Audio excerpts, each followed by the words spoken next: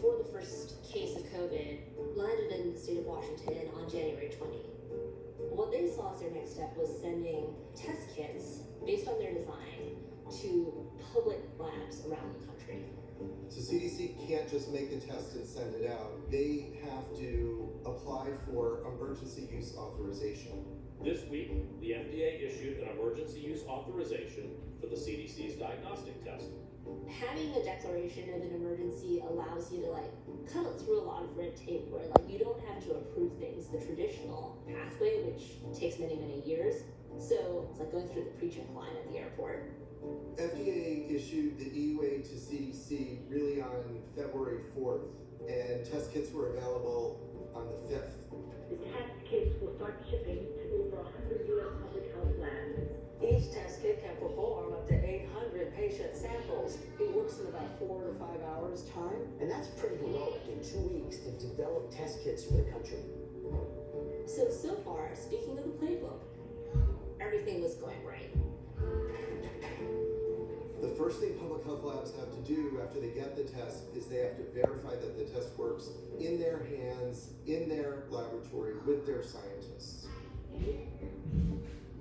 So on Saturday, February 8th, labs opened up their boxes and they started to get the test up and running.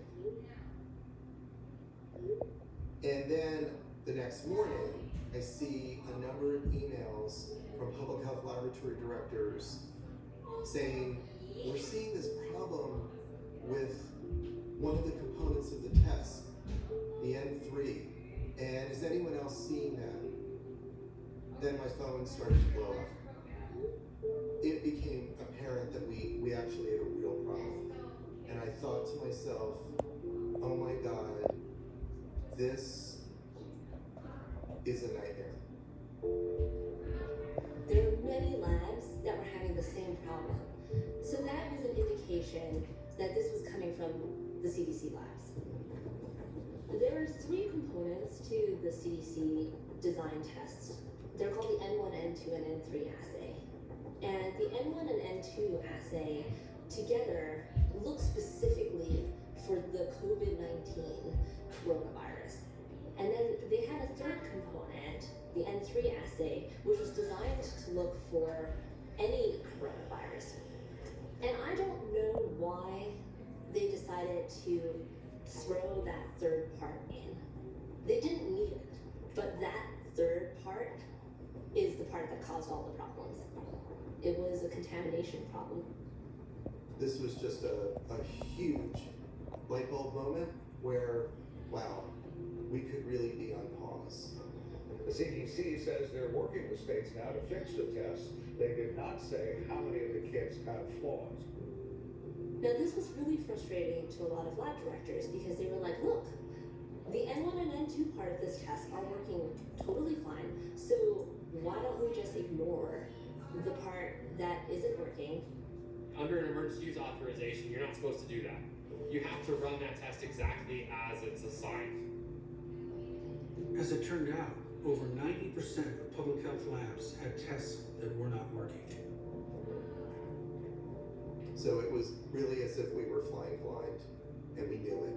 And frankly, there was nothing we could do except wait.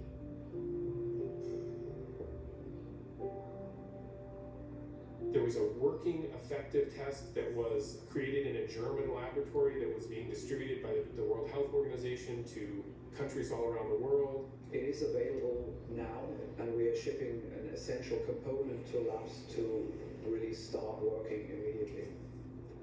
The WHO test, quite frankly, is used for low and moderately income countries. I think it would have been very unusual to use another country's test, and not for political reasons, just, I guess, because of maybe scientific hubris. We've never had a failure like this. Despite the technical problems of the CDC, the Trump administration could have insisted on an alternate plan. Public labs could have pivoted to the WHO test or removed the N3 element. Test manufacturers and clinical labs were eager to start making their own tests, but for reasons that remain unexplained, the FDA put the brakes on the approval process. Yeah.